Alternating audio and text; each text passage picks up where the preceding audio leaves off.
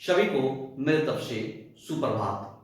आज हम लोग जिस चैप्टर का अध्ययन करने जा रहे हैं उस चैप्टर का नाम है पार्टीशन वैल्यू, जिसे हम लोग विभाजन मूल्य भी कहते हैं। आइए आज इसी चैप्टर से रिलेटेड एक क्वेश्चन को हम लोग सॉल्व करते हैं। आज का हम लोग का क्वेश्चन है, in a shop there is a data for different size of shoes and for the number of sold shoes in the November month. यहाँ विभिन्न नापों के जूते दिए गए हैं जिनके नवंबर महीना में निम्न प्रकार से बिक रहे हैं। Size of shoes and number of shoes. Size of shoes 4 size के जूते की बिक्री कितना है 5 साइज के जूते की बिक्री क्या है 8, 6 साइज के जूते की बिक्री क्या है 12, 7 साइज के जूते की बिक्री क्या है 25, 8 साइज के जूते की बिक्री क्या है 26, 9 साइज के जूते की बिक्री क्या है 24, 10 साइज के जूते की बिक्री क्या है 12, 11 साइज के जूते की बिक्री क्या है 5, 12 साइज के जूते की बिक्री क्या है 2। ये डाटा दिया गया है विभिन्न साइज के जूते की और विभिन्न साइजों के जूते की बिक्री की। अब हम लोग को निकालने के लिए कहा जा रहा है फाइंड द 63 एंड 80 परसेंटाइल। हम लोग को इस डाटा के माध्यम से 63 और 80 परसेंटाइल निकालने के लिए कहा जा रहा है। जब हम लोग इस प्रश्न पर नजर डालते हैं तो हम लोग पाते हैं यह डिस्क्रीट सीरीज का प्रश्न है, खंडित श्रेणी का प्रश्न है। प्रश्न हल करने से पहले यह जान ले यह प्रश्न किस फार्मूला के सहयोग से हल होगा। परसेंटाइल का फार्मूला है P1 = n+1 by 100 item, P2 = 2n + 1 by 100 item, P99 = 99n + 1 by 100 item. इस फार्मूला के सहयोग से आसानी से हम लोग किसी भी संख्या का परसेंटाइल निकाल लेंगे। अब हम लोग प्रश्न को हल करते हैं।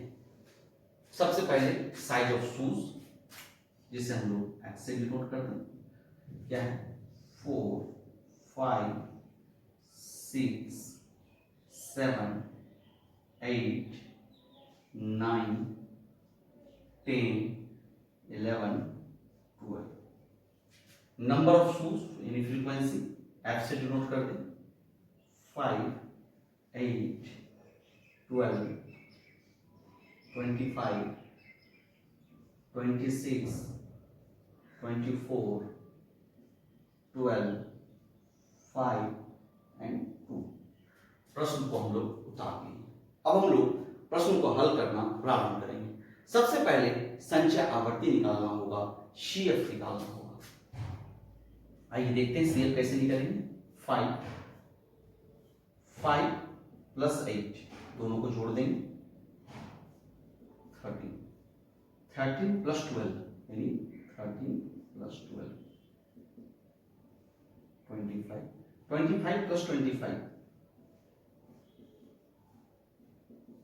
50 + 26 76 + 24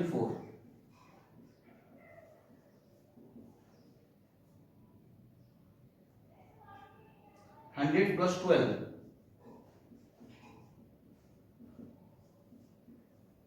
112 + 5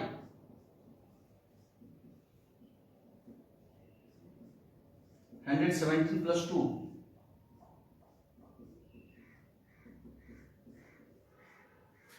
इस प्रकार से सवाल को जोड़ देंगे। इसके बाद हम लोग F को जोड़ देंगे 5 + 8 + 12 + 25 + 26 + 24 + 12 + 5 + 2 190। F को जोड़ को हम लोग सिग्मा F कहते हैं। F के जोड़ को हम लोग सिग्मा F कहते हैं। ध्यान रखिएगा, जो F का जोड़ यानी जो सिग्मा F आएगा, CF का आखिरी पद दोनों मिलना चाहिए। अगर दोनों मिल रहा है तो सही है, अगर नहीं मिल रहा है तो जरूर कहीं न कहीं कोई जोड़ में हम लोगों से कोई मिस्टेक हुआ है। हम जो प्रत्येक पद को जोड़े हैं, ये जोड़ दिखाने का आपको जरूरत नहीं है। 5 और 8 13 और 12 25 डायरेक्ट हम लोग कर लेंगे। सिर्फ आपको समझाने के लिए हम यहाँ पर ये कार्य किए हैं, इसकी कोई आवश्यकता नहीं। हम लोग का CF निकल गया। अब परसेंटाइल के फॉर्मूला से इस सवाल को हम लोग इजीली सॉल्व कर देंगे। आइए, हम लोग से क्या मांगा, 63, P63, क्या फॉर्मूला है, 63 n + 1/100, 63 n जो है वो सिग्मा f को ही हम लोग कहते हैं। सिग्मा f हम लोग का क्या है, 119 + 1/100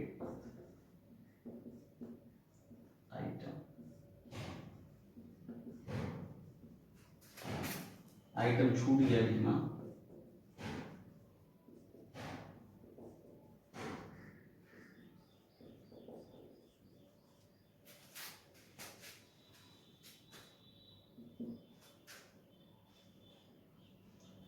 (63 × 120/100) 0 0 कट गया।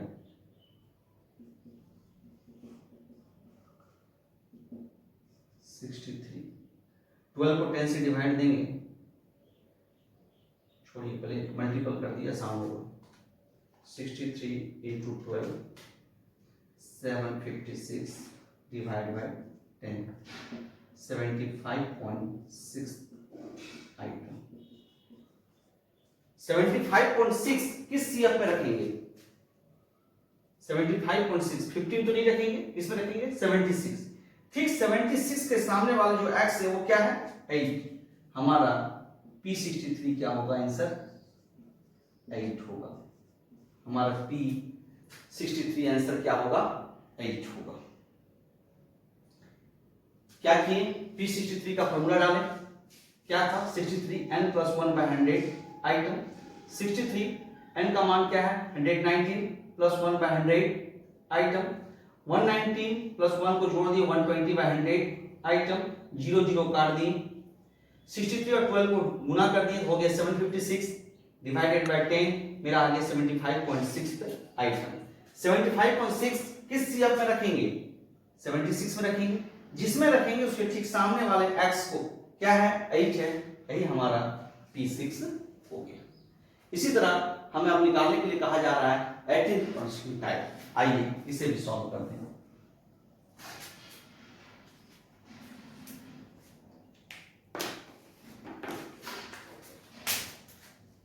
क्या निकालने कहा जा रहा है, P80। क्या फॉर्मूला होगा, 80 n + 1/100 item. 80 n that means sigma 119 + 1/100 item। 80 × 120/100, 0 0 0 0 कटेगा।